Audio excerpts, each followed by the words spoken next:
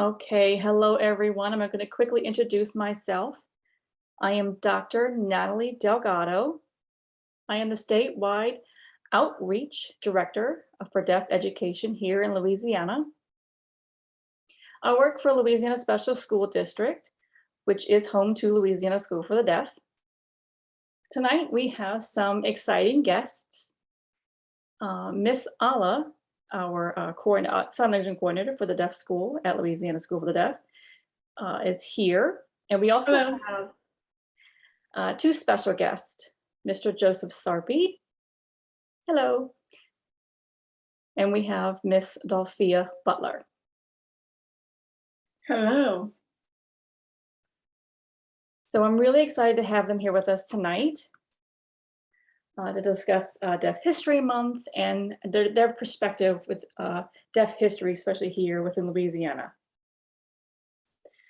So again, for those of you who are new and joining, please make sure you are continuing to mute your microphone and have your camera off until the end. If there are any questions that come up for you, please just message me within the chat. Okay, so I'm going to turn it over to Miss Ala and we can start our presentation. Okay, thank you.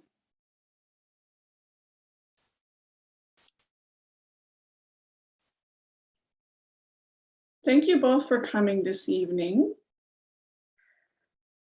Now, can both of you tell us a little bit about your background, where you grew up, where you went to school? Sure, should I start? Okay. Yes, go ahead. Well, good evening, everyone. I actually grew up in North Louisiana, in Natchitoches, Louisiana, very north, quite near Shreveport. And so I went to school, which was called SSD. I did not go to LSD at the time. I went to SSD and I graduated in 1969. Previous to that, my parents, who are hearing, my entire family is hearing, I'm the only deaf person. We did use some finger spelling and some signs at home, but my mom, my dad, my brothers and sisters, let's see, so I have an older sister who signed just a little bit, mostly finger spelling, and we're apart by 10 years, so there's nothing. The second sibling didn't know any, but those who were left did quite a bit of finger spelling with me. And both of my parents were sort of forced to learn that finger spelling to communicate.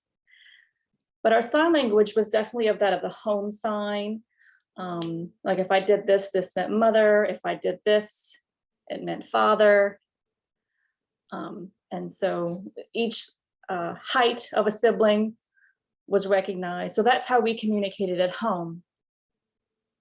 When I went to LSSD, I was learning sign language there. I mean, I didn't quite learn a whole lot. We did mostly finger spelling within the classroom. And we had all hearing teachers. There were no deaf teachers at the time at SSD.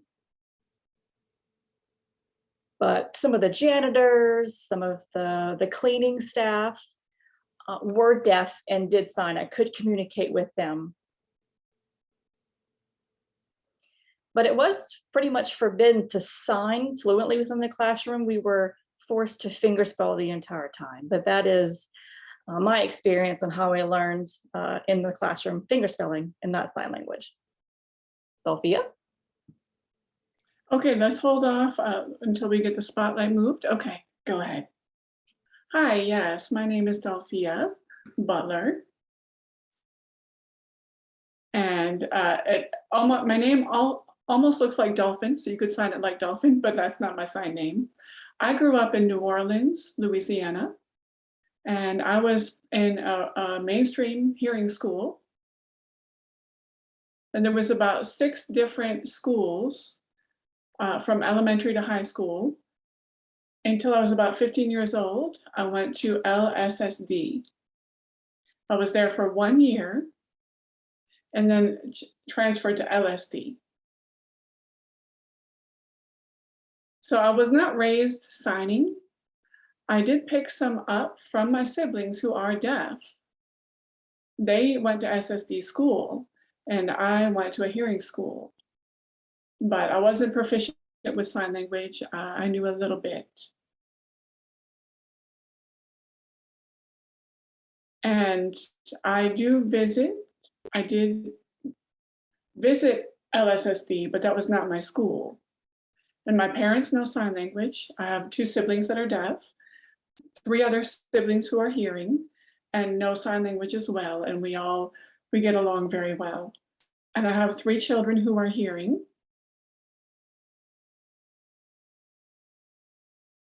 So I went to school, I graduated in 1981. And yeah. But now, when I joined LSSD school, I picked up ASL there. And now I'm doing much better. And that's all. Do you have more questions? And Alice said, hold on one moment. Let me change the spotlight.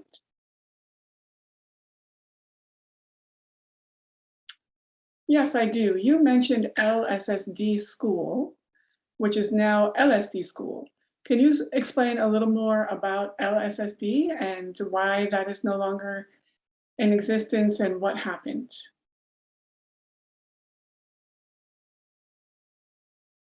Hold on one moment. Let me just get you spotlighted.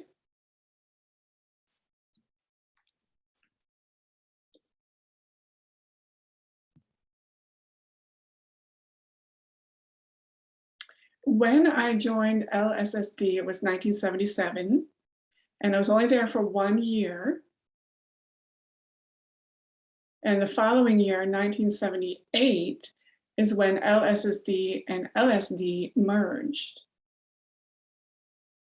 It was a very different experience. There was deaf students at LSSD and deaf students at LSD, and they were separate. And I was kind of in the middle because I grew up visiting LSD school.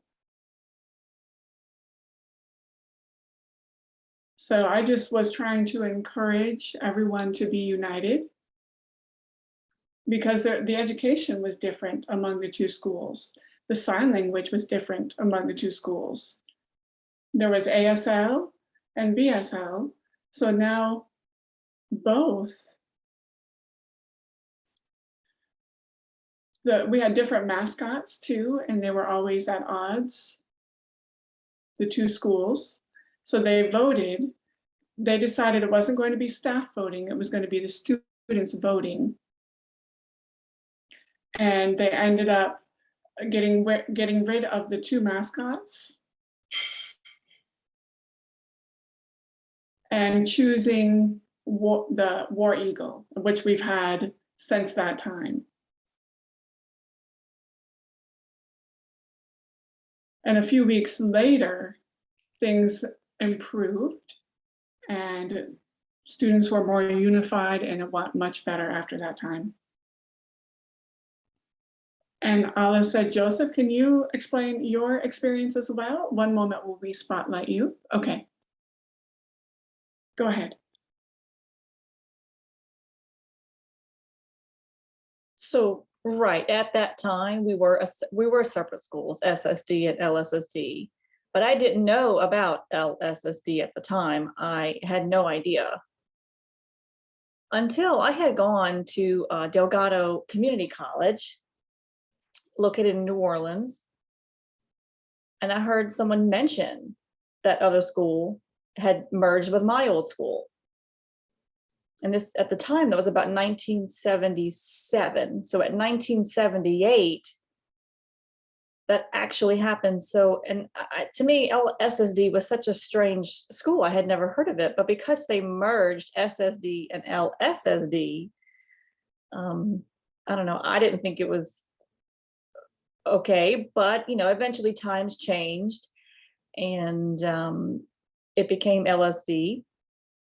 So speaking of BASL, which is Black Sign Language, you may see something like someone might sign understand, but in Black ASL would be this way. So it's a different sign completely. Someone might sign this, which is football. They would sign football and be ASL. Let me think. This sign means like to flirt with someone. So they are very different. It's very different from what you might normally think as American Sign Language nowadays. It's very much different for Black ASL. And at the time, I mostly finger spelled. But once I left the classroom, like if we were doing activities or extracurricular activities and things like that, we would gesture and sign around with each other. But I mean, I finger spelled until the principal came. Well, when we were outside of classrooms, we would gesture until we were caught by the principal and we would get back to finger spelling. Then when I headed to Delgado Junior College, I was awestruck at the people teaching me sign language. I learned American Sign Language, which was different than the ASL, but I felt like it had at Delgado, I had an interpreter, so I had a better vocabulary being built. So I got to study everyone's different types of language, their vocabulary, which I felt I needed to learn more of, and which I did. Which was very different than the BASL, which I feel is limited. So it was interesting. After that, I joined the National Theater for the Deaf, which was incredible. It was a much more ASL situation with dramatics. There was no finger spelling, because when I went into summer school at the theater, I would finger spell a bit. I'd meet somebody and I would say, "Oh, hi, nice to meet you." I'd spell it out. And, they gave me a strange look every time I did that. And so that made me a little apprehensive and thought, maybe my English isn't that great, and they said, "Oh, no, it's fine. If you're an actor, you don't worry about that. You can sign, you can use ASL here, it's fine." So I thought, okay. Well, so I sort of put away all that finger spelling and started moving more to ASL. I was able to communicate much more with my peers. And so that's how it's been ever since. And I really love American Sign Language and Black American Sign Language as well. So if I'm around fellow deaf Black people who weren't in my class at the time, who I maybe know Black ASL, I will use that. And I will also then switch to ASL to communicate with other people. I go back and forth all the time. So yeah.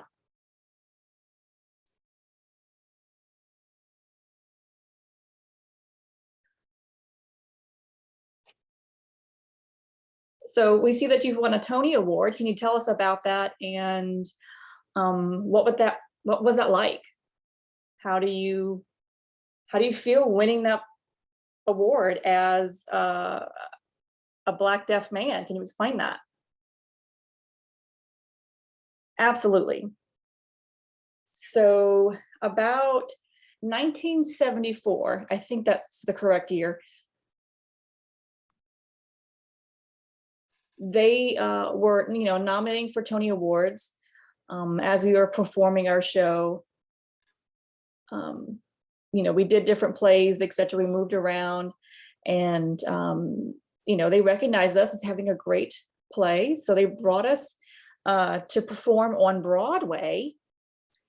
And I thought, wow, I'll need to go and buy some clothes. I need to get all fancy. And so I got my new clothes. We all traveled all together to New York City. And of course, it was a much bigger theater for us to perform in. So we were in line to perform. And so we were about midway through. And they said, yes, we want to give the National Theater for the Deaf an award for a great play. And so we were like, oh, this is great. And we had a little statue. It looked like it had angels, and that's what the Tony Award looks like. And so I thought, wow, this is, I was so inspired by the crowd that was there.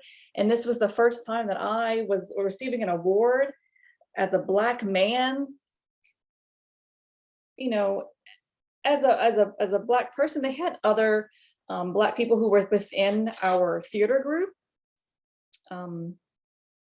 who had received Tony Awards. So it would really just, I couldn't believe it at the time that I would receive a Tony. I mean, to have my name recognized that way, it was really just thrilling to have. Yes, yes, the first deaf Black man in history to get a Tony Award. That's wonderful. I know that students now can look up to you for that. And they need to see that role model. Now, I'm just wondering, did you have an interpreter when you were there? Just wondering.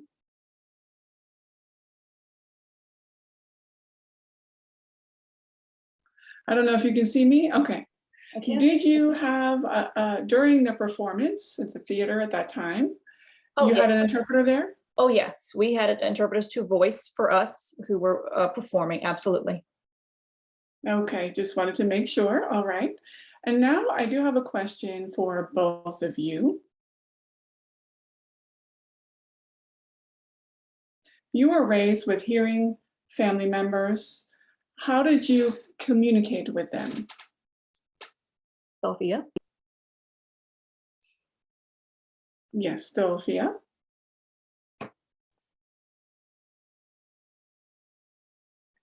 Well, I was born deaf. My parents were hearing. I had one brother and one sister who were also deaf, so the three of us. And then there was two other brothers and one sister who were hearing. So 3 deaf, 3 hearing. And my parents learned sign language. My parents were very supportive of me and my siblings.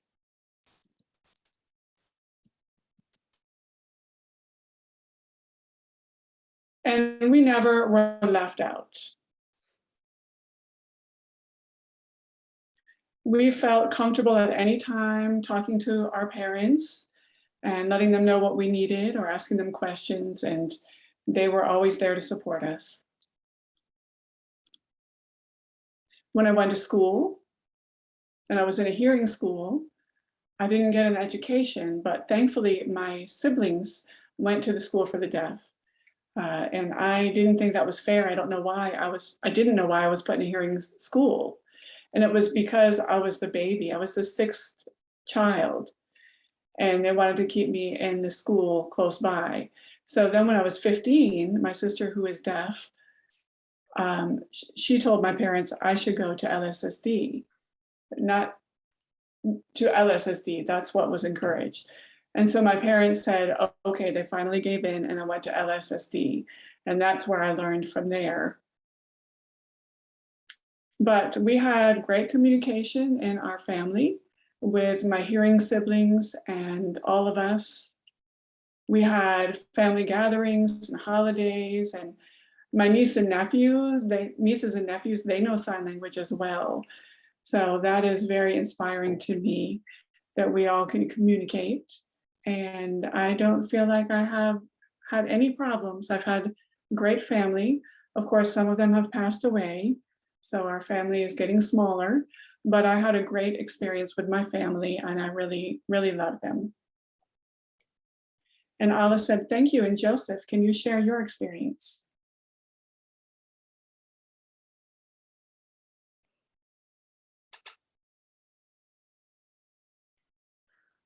Right. So, like I mentioned, my parents were hearing. My father was in the military, so he was a veteran. My mom was home taking care of all of the children. There were 8 of us, especially when my father was gone. He fought in World War II, which was before I was born. But at the time, there were 3 children that my mother took care of. So when I was born, hearing. I did have hearing when I was born, but about 18 months old, I developed a high fever, which is about 104 degrees, and that caused you to become deaf. And my brothers and older sisters, they tried to communicate with me, like I said, with our home signs, our gestures.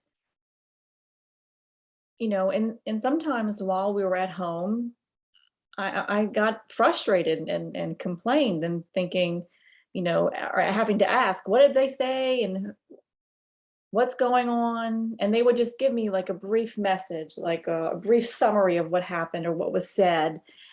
And, I didn't feel like I didn't get enough information from them often.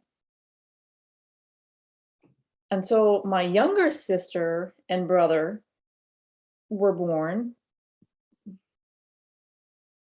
you know, Again, I felt frustrated that I told both of them they needed to learn how to fingerspell and communicate with me, because I was deaf. And, my parents and my entire family felt, you know what, you're right. And so they began to learn how to fingerspell. But, my father had a hard time with it because he often worked so hard. He would work long hours during the week and wasn't able to spend time to communicate with me. My mom did a better job in working to communicate with me, and the three older siblings really didn't have too much to do with fingerspelling, but my younger ones did. I had some cousins who were neighbors, and I taught them how to fingerspell, and they were communicating with me, which made me very happy. That they knew, did I wish they knew sign more than fingerspelling? I did, but it was really better than nothing at the moment. And, over the summer, which was only 2 months out of the time, I was at home. During the rest of the year, I'd be at school. We often didn't, I'd go home for Christmas, Thanksgiving, maybe a holiday. I didn't go home for Easter. I often stayed at school. I really enjoyed being at school because I had communication, much more so than I did at home. So that's really how I progressed in learning how to fingerspell. And yes, it was frustrating to be at home sometimes. Yes. I understand. Thank you. Okay, now the next question I have is for both of you. I know that you both have worked. Can you tell us where you worked? And I know that Dolphia, do you mind explaining your experience and your job? And how was your experience as a deaf person working in a hearing environment?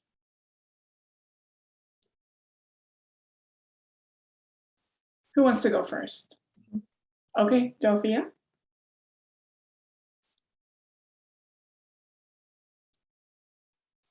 Yes, I used to work for 40 years, 40 and a half years at USDA, United States Department of Agriculture, in the financial center. And it was real close to home, like 10 minutes away. And what I did was counting the technology for retirees and payroll, accounting and the technology for retirees. Now, when I first started there, I got the job from my mother. I just graduated from LSD in 1981. And a month later, I started working there. I would plan to go to college, but instead I started working at USDA and I stayed there until I retired. When I first started there and everyone was hearing, there was a couple of deaf people that worked there, but I just was not used to interacting with all hearing people. It was challenging in the beginning because most of them did not sign well. Most of our communication was writing notes back and forth. Back then, there were no interpreting services. And so sometimes I had to ask what something meant. Or I'd have to have somebody show me by example what to do until I understood how to do my job.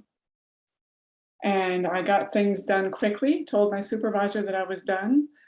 I got things done a lot faster than my hearing co-workers. So that I got more work to do from my supervisor and got it done in 10 minutes. And my supervisor was surprised that I finished so quickly. And my hearing counterparts were just chatting and getting further and further behind with their work. But being that I didn't have any distractions in chatting with other people, I was able to focus on my work and get done quick. So I ended up getting several promotions. I worked my way up the ladder until I finally retired. And my supervisor was always amazed at the speed that I finished my work.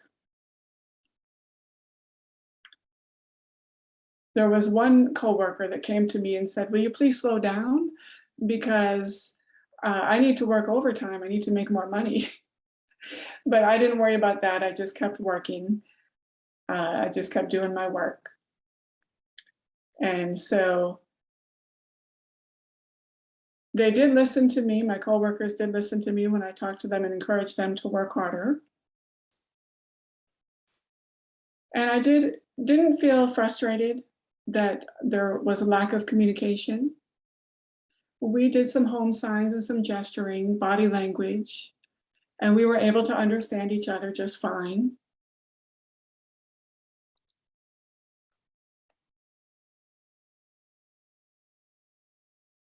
We would have some basic signs like work. These are signs that my coworkers knew. Retire, paper, retirement paperwork, or where. So we just had some simple signs and gestures. So if somebody approached me talking to me, I would hand them paper and pencil or paper and pen, and they would write down what they wanted because I didn't want to guess and have miscommunication. So I was there for 40 years until it was time for me to retire. And I thought about staying a few more years and decided to go ahead and retire after 40 years. I just retired January 1st, 2022. Yes. But one thing, after a month after I retired, they called me and asked me to come back to work. So I said, yes, I will come back to work. I'm keeping my retirement status and did a part-time contract with them. So January 2023, I will be done working. And Alice said, congratulations. All right. And now Joseph, just hold on until we spotlight you.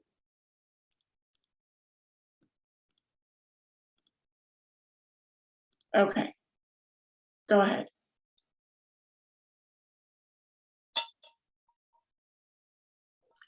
So after my time at Delgado Junior College, and I went to the National Theater for the Deaf, I moved to New Orleans. I did some performances, and I thought, wow, this is what I want to do. We did, summer classes and covered everything from A to Z. So I thought, why don't I apply?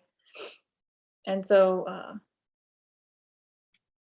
I did get a scholarship to attend summer school in Connecticut, where the National Theater for the Deaf is based. So like I said, I attended that summer school. I did a bunch of various things there. This is before I started to work full time. And they thought, I had great body movement. I was a strong performer. And they said, why don't you come back next summer? And I thought, yeah, sure. I'd like that. And this summer school that I had joined, I just joined as a participant. I didn't join as like an actor. But that second summer, when I returned for summer, I was there as part of the acting group. And of course, that was a little awkward for me. I felt like everyone was much more experienced than I was within acting. And I was just, it was an incredible experience. I learned a lot. And they said, hey, would you like a job to teach during the summer? And I thought, sure, why not? So I told, my parents, I said, hi, I got a job as an actor. I'm going to travel. And they thought, oh, that's exciting. They were happy for me. They encouraged me to go. So I started in August. We rehearsed and practiced everything. And my first experience was called My Three Eyes. That was the name of the play. And so we traveled and performed that show. It was quite enjoyable. I enjoyed my time. And then 8 years later, I actually moved to the American School for the Deaf in Columbia. And I worked there as a dorm counselor with the elementary children there. I was there for about a year. I kind of got an idea of what that looked like, gained some experience with children. But I felt, my wife and I felt that, we weren't very happy in Maryland, and she mostly wanted to return home to Louisiana. So we agreed and we did move back. And that time I did have one daughter. She was about 3 or 4 at the time.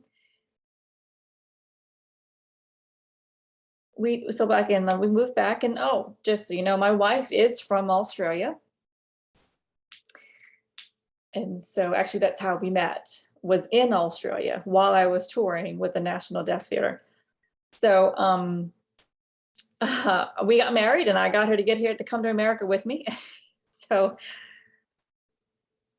like I said, we moved back to Louisiana, and we just decided from there to actually move to Australia for several years. And even then, we still weren't quite happy. I was homesick being in another country.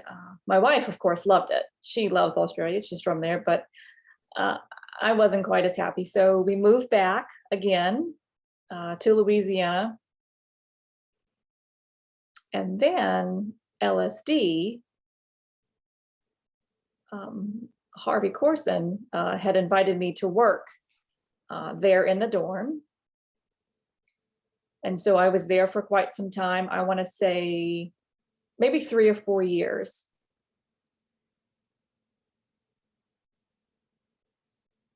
I mean, we obviously communication there was fine. I worked with the students who attended school. After that, I went to work for Blue Cross Blue Shield as a printing material coordinator. To be 25 years coming up in November. And while I was there, while I'm at work, communicating at work, it's sort of the same as what Dolphia mentioned, is that we wrote back and forth on pen and paper. Sometimes I may teach some coworkers some signs, maybe 2 or 3 of the hearing coworkers that I know. Some of them are really motivated to learn some sign language. And so some of them kind of became quite fluent, and I could communicate without writing back and forth. But most of the other people that I worked with did have to write with me. If there was a big meeting that was going to happen, we did call an interpreter to come out, an agreed schedule, so I could participate in the discussion. If it was a wellness presentation, it might have been a special class training, maybe for HIPAA or HIA, which is obviously some privacy information that we had to deal with. So we would have an interpreter, which was great. But those who I did work with who were hearing, I did have to, kind of write in the beginning, and we sort of learned to communicate with each other through the years. But some of my supervisors that I worked closely with, we could communicate pretty openly with some sign language. And I had to flip back and forth, but yeah, that's how we do it. And I still go back and forth. I still go to work every day. I go Monday and Thursday. I go to the office, and I'm home Tuesday, Wednesday, and Friday. They're giving me a hybrid position currently, so I do have to go in twice a week, and I've been doing that for a while. So. Okay, I'm going to wait until the spotlight. Okay. Wow, both of you have had rich experiences. That's great. Great for students who are watching. Do you have any advice or thoughts that you want to share with students who are watching? Is there anything you would like to share, your thoughts or advice? Yes, Joseph. Hold on while we spotlight.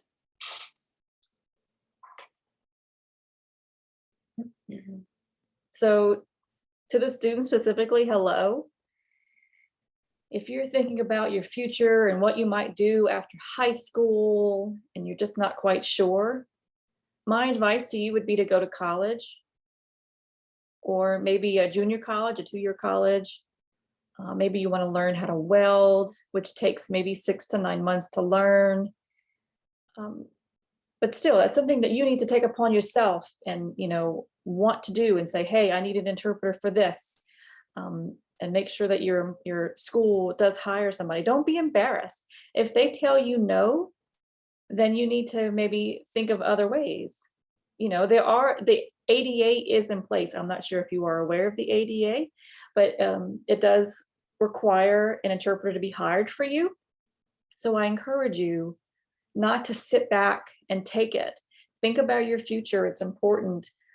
Every time, every year that goes by, things are getting more expensive. Life is more expensive. It's important that you have a house or an apartment of your own, and even if you have children, you need to feed them every day. You need to support them. So I encourage you to keep working hard. Think of your future. You'll do well. Thank you. Thank you, Joseph. And now, Dolphia, do you have anything you want to share? Okay, we'll spotlight you. Yes, hello. Hello, students. I remember a long time ago when I was younger, probably like 17. Now, before that, I would always ask my dad for money. And then my parents finally, they didn't want me to be on Social Security just because I'm deaf. So my parents said that they want me to have the same opportunities as my hearing siblings. So they told me I needed to go out and get a job.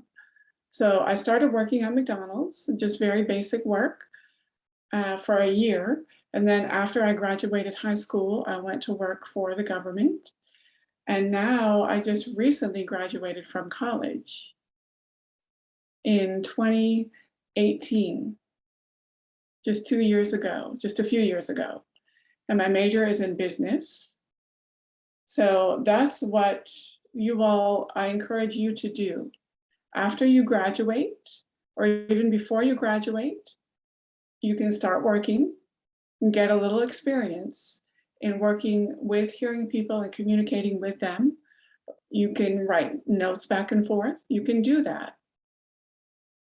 You can have deaf events when you go to and socialize with people.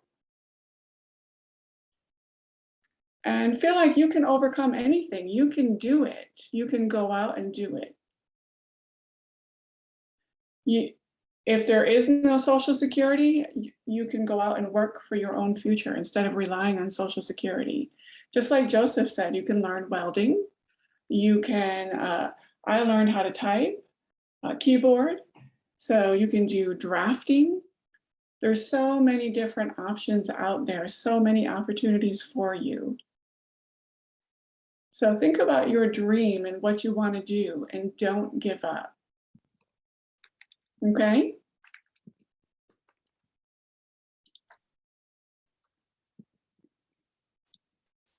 Thank you both for everything, for your answers today to our questions. Now I want to open it up to the audience with any questions, and I'm going to turn this over to Natalie.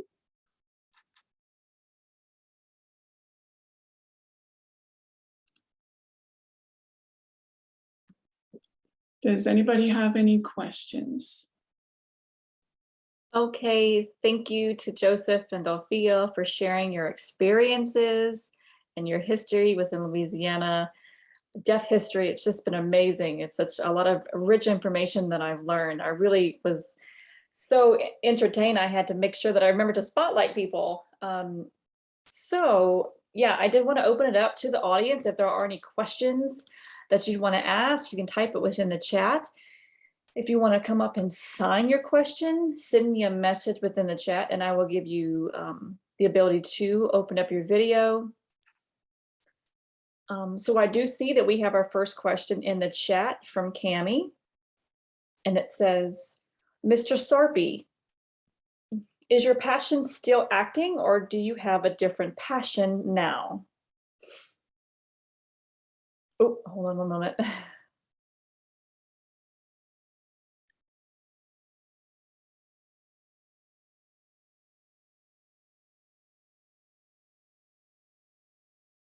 So I really love the theater. I love to tour and perform, but now I had to focus on the working world. It's a separate ideal, but it's always in the back of my head to be involved with acting. But you know, I have yet to been asked to be perform for someone within a movie or on stage. So I've just continued on with my work in this other world. Plus, I had children to take care of. So I was able to raise them. I do have 2 daughters who both are hearing. And of course, they are codas. So yeah, sometimes one of my favorite things has been theaters and movies. It's something that I always watch. And of course, I do miss the theater. Yeah.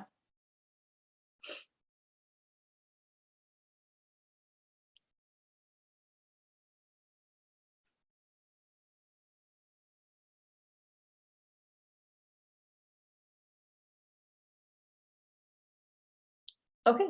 And just for the audience, I don't know if for everyone's information, the word coda means child of deaf adult.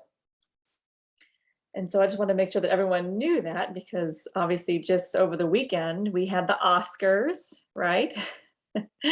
And there was a movie called Coda that was nominated and won. You saw Joseph celebrating that. He said, oh, yes, completely. He says, actually, I am friends with Joy Kotzer. We used to work together, I would say for about 1.5 years, and I really encouraged him to make it, and I can't believe he's won. I really am proud of him. Wow. So back to our questions. Another question from Vanessa. It says, we were wondering, with your Tony Award, do you have it on one of your shelves? He says, no, I only have a picture of it. The real award is actually over at the National Deaf Theater. I don't actually have it. I should have grabbed the picture to show you guys. I don't have it. Oh, shoot. Next question for both of you. Do you think that fingerspelling is with you is easier for you with more practice?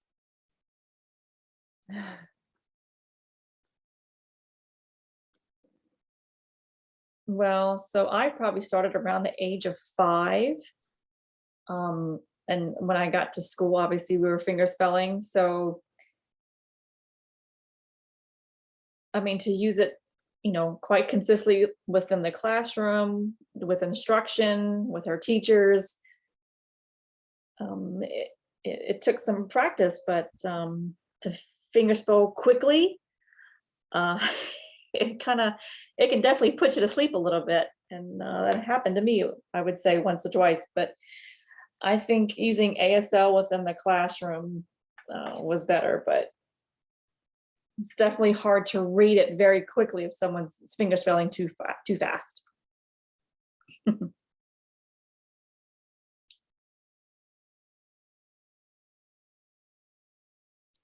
Dolphia, did you want to respond to? Yes. Oh, let me spotlight 1 second.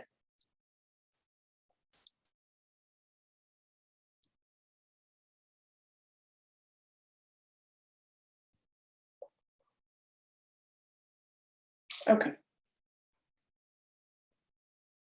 For me, I didn't do a lot of finger spelling growing up. Mostly I used sign language. So my brother and sister, well, at the mainstream school where I went to school, there wasn't really no one was really signing. There was a few basic signs that people used at the mainstream school, um, until I got older. I would watch my siblings signing to each other and I would learn their BASL. And then deaf organization used to be the Black Deaf Organization. And when I was little and growing up, they would bring me there. And some students were from different states. So I was captivated by their signing. And I was picking up and learning by observing. And then when I joined LSSD when I was 15, that's where I got more exposure. And I was able to learn from watching other people communicate and pick up more sign language. And I was only there for 4 years. It was a very short time, but I picked up a lot. And I was really enjoying learning ASL, and now I just love ASL. Thank God I wasn't raised with finger spelling.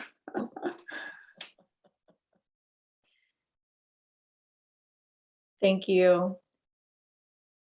So I'm getting a few more questions. I want to make sure we have time for all of your questions. So let's see. Next up is Cami. And she asked Dolphia, because you had such an involved family willing to learn ASL and communicate with you, what is your advice for those deaf people whose family aren't willing to learn sign language?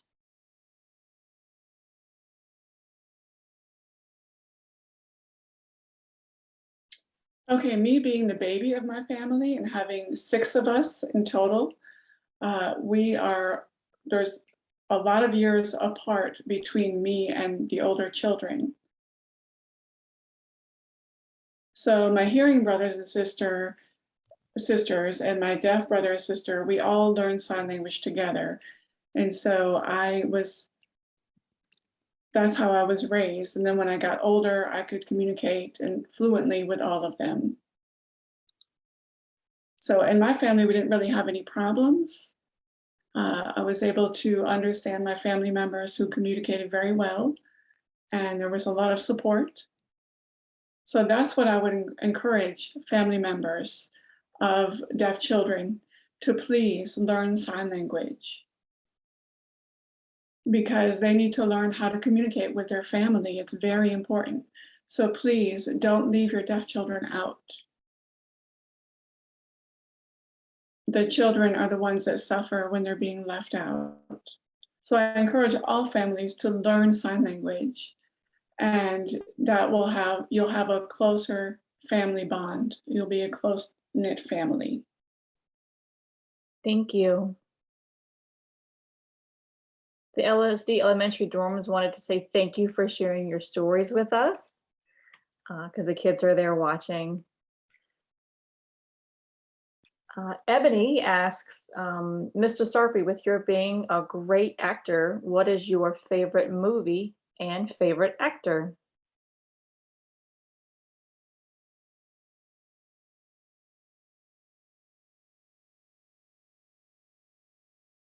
He says John Wayne. So those are some of my favorite movies. But my favorite movie is some of those cowboy Western type movies. That's one of my things that my family used to love to watch. Those Westerns were great. My favorite theater play, I have so many, but there are some that I might like more than others, like James Connolly 007. There's just so many. I really, I'll watch anything.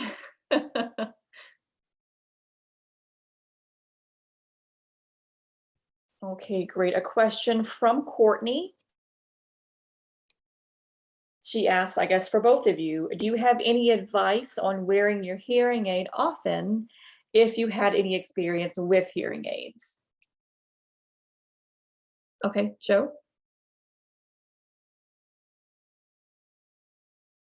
So yes, before I had gone to school, we had those old types of hearing aids that would cling to your front of your shirt and come around your ears, but they weren't very helpful to me. I might get some sound, maybe a little vibration from it, but that's really all that it did for me. I didn't learn any words that way until I had gone to an audiologist for a hearing test. They said that my left ear was the better ear over my right, and they did offer me some hearing aids to wear. So I did that, but that was just for environmental sounds, a car horn, someone yelling, things of that nature. It wasn't to hear speech.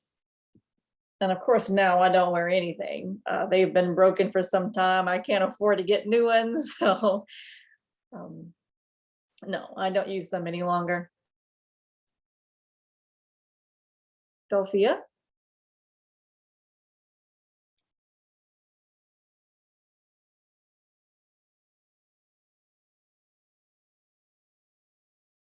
Okay, well, growing up, I had those hearing aids too that had a cord that held, you had a box on your chest. And I still have one of those. I'm not sure where I put it. Um, and back then I couldn't speak well. I could maybe speak a couple of words, but not a complete sentence. I couldn't hear the words. It was just the sounds that I could hear. Until I got older, then I had the hearing aids without the cords. And then I stopped using hearing aids because, you know, if someone like environmental sounds, a car honking or someone yelling, I would wear them for that reason. But I went to the doctor a few years ago and we decided that with the audiologist, the audiogram that I had done, the nurse called the doctor to come in and look at it. And they asked me if I could hear, and I said, yes.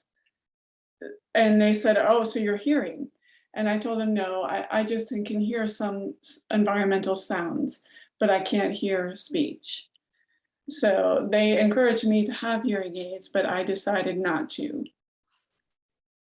Last time I wore hearing aids, the noise was just too much for me. I would rather have quiet.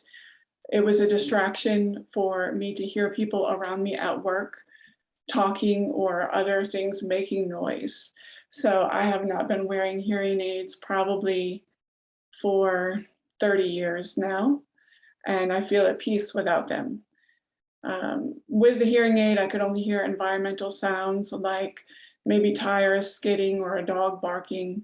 But the one good thing is for me, when I sleep, I hear nothing without hearing aids. Okay, great. I think everyone who hears aids that experiences things a little differently. So we do have one other question. Let's see. For both of you, if you have a deaf child who is interested in attending Gallaudet or RIT, would you allow them to go even though it's such a long distance to be from home?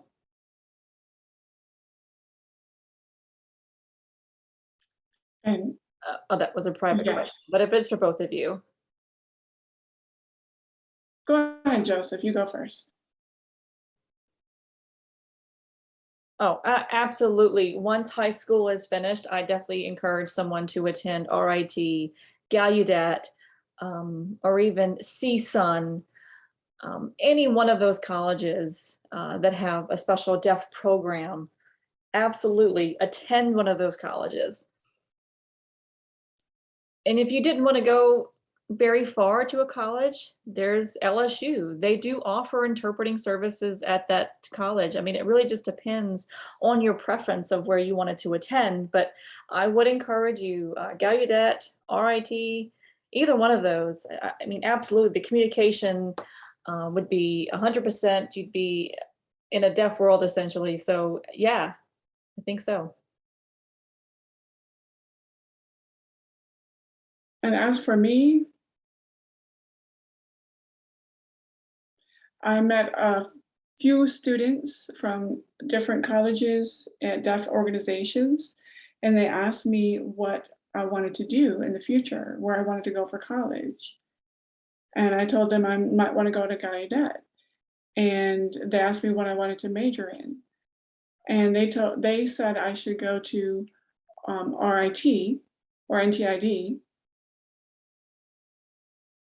And so when I got older and graduated from high school,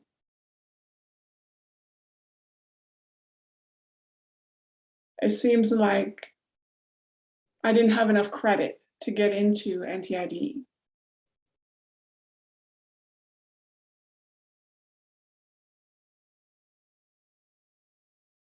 Now, I was the first Black SAL and at LSD. That's what they offered me. And so I graduated from LSD. I should have gotten a scholarship to get trained technically, but instead I ended up going to work.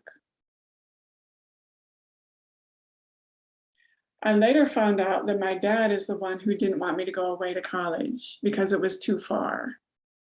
So when I found that out, Dad apologized. And he did say he would let me go to another state.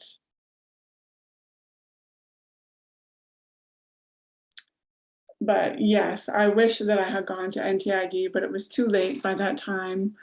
I had gotten older by that time. But I did go to a community college. And I promised my children when they were younger, and I told them I wanted them to go to college. They told me I was smart and I could go to college. And I told them I wanted them to go to college as well, and they did. And so that made me a proud mama. So I encourage you, please, yes, go to college. Don't listen to your parents. If you want to go to college, go for it. Oh gosh. So I do want to make sure that everyone is aware we are right at 7:30. So we do have our interpreters. We have 3 more questions. Are you able to stay for another 5 minutes? All right. Okay, I did receive confirmation from one interpreter. The other interpreter, are you able to stay? Yes, able to stay. Okay, so we have our interpreters for another 5 minutes. Great. I just wanted to go ahead and get these last 3 questions in. So another question is Black ASL still strongly used with among deaf Black people? And Joe says, yes, we are. Locally, the Black community does still use it here. There are some who may be a little embarrassed about Black ASL, thinking it's not as up to par than ASL, and thinking, no, it's beautiful that we have this separate language. But again, some of them think, oh, I don't want to use that. People are going to think I'm not smart.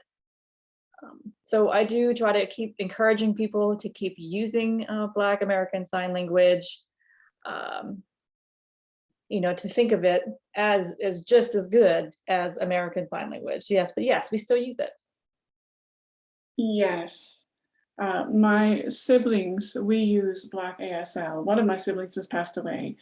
But yes, when I can do both. And my brother understands what I'm saying if I sign BASL. But with my family, we still use it. And I do use ASL, and my family has never had a problem with that as well. Yeah, we definitely encourage you to watch that movie coming up, like I said, showing up this weekend, to learn some more. Another question from Donta, and it's for either one of you if you want to answer. Other than trying to learn sign language and adding captioning within the home, what other things in your home growing up made you feel more included than having frustrated in that language barrier and not being able to understand? What made you feel included and connected with your family? So at the time, my parents did have a television, and back then we didn't have closed captioning. So my brothers and sisters would stand next to the TV, listen, sort of finger spell to me so I could see and hear what was happening, and know what the movie was talking about. And of course, then they would switch. They would take turns doing this because they would get tired of finger spelling the movie. But yeah, I mean, we did that for quite some time. And then we finally got the closed captioning machine, and I didn't need a sibling to finger spell it. I was able to read the captions. So that helped me eliminate a barrier. Sometimes the closed captioning does travel on the screen, which may cause a bit of a barrier, but I mean, so far it's been great. We have the captioning at home. And of course, they used to have the picture in picture with the interpreter on the screen. But honestly, sometimes that'd be too far. You'd have to get super close to the TV to see it. I'd obviously rather that be bigger, maybe half the picture. Obviously, we can't do that most of the time, but I don't normally have any problems with communicating or using the closed captioning, using an interpreter. It's been fine.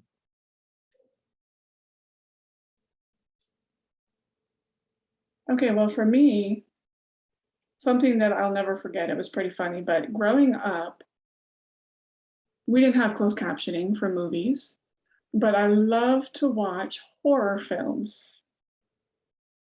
Most kids were afraid of horror films, but I loved it because you didn't need to have captioning. You could know what was happening by watching it. And I was the only one in my family that just loved horror films. And then my father told me to go to church, and I said, no, I don't want to. I like to watch Sunday morning. That's when the horror movies were on, was Sunday mornings. So I didn't want to go to church. I wanted to watch the horror movies. And my father would keep telling me to get dressed for church. And then finally I would feel guilty and go ahead and get dressed and go to church. But it wasn't fair though, because my other siblings didn't have to go to church and there was no interpreter there. But then later on, finally, there was closed captioning. And so I watched those horror movies again, or those old movies with the captioning to see what's happening. And now at 59 years of age, I still love horror movies. I haven't changed. And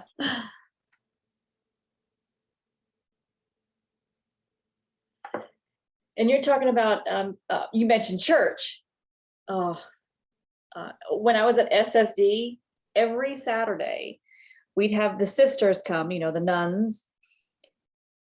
They would come in with a priest, and they would give us classes, like communion classes. And so we would learn different things. And of course, the sisters, they knew sign language a lot better than we ever did at the time, because our teachers always fingerspelled, and I couldn't wait because I learned so much on those Saturdays on how to communicate.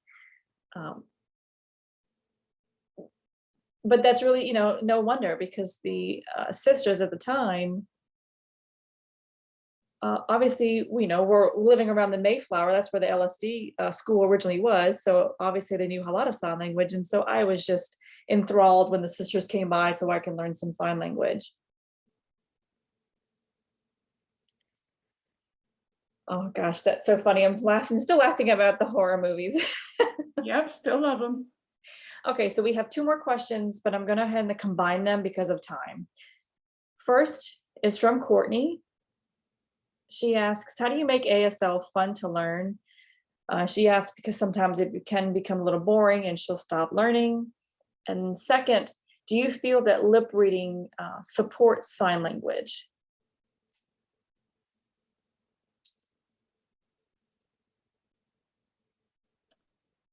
There, you can have the lip reading and sign language. Yeah, you can do that. So really, I never did any lip reading, or use mouth movements too much when I would sign. You might see some of these movements when using these certain signs, but I really am not a person to use my voice at the same time when I signed. But I do make some vocalizations like, wow, that might come out, or things like that. But other than that, I really don't use any vocals when I sign. Sometimes when I have conversation with someone, because I have 3 hearing children, I will verbalize while I'm signing. And sometimes my children will tell me I'm loud. If I was wearing hearing aids, that might help me to know, but sorry. Okay. And how do you make sign language learning fun? How can you make it a better experience to learn for maybe parents who have a child or baby is identified as deaf and have to learn sign? How do you make it fun? Well, if you have a baby that is deaf, you can go ahead and sign to the baby. And of course, the baby's not going to understand right away, but the baby will learn eventually. And yeah, that can be fun. No, it doesn't have to be boring. Use your body language, and ASL is just beautiful. It's very inspiring. And to be able to use the body language and gestures, it doesn't have to be boring, no. And I can say, especially for children, I would tell stories.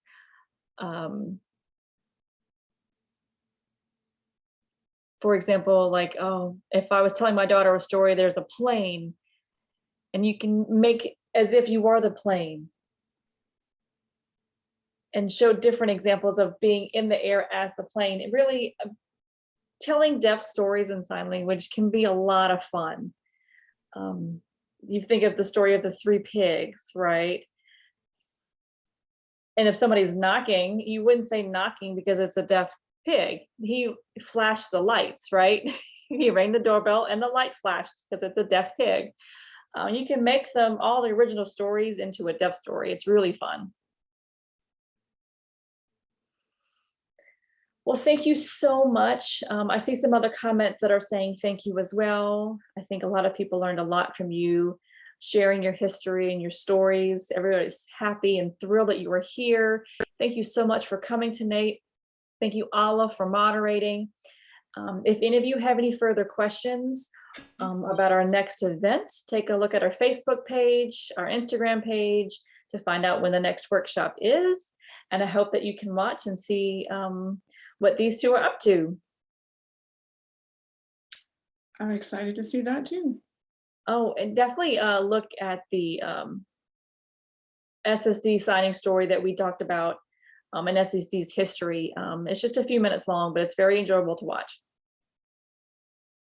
Thank you, Natalie, for hosting this event, for this workshop. Thank you. Yes, thank you, everyone. Hope you have a good night. Thank you to the interpreters for staying a little longer.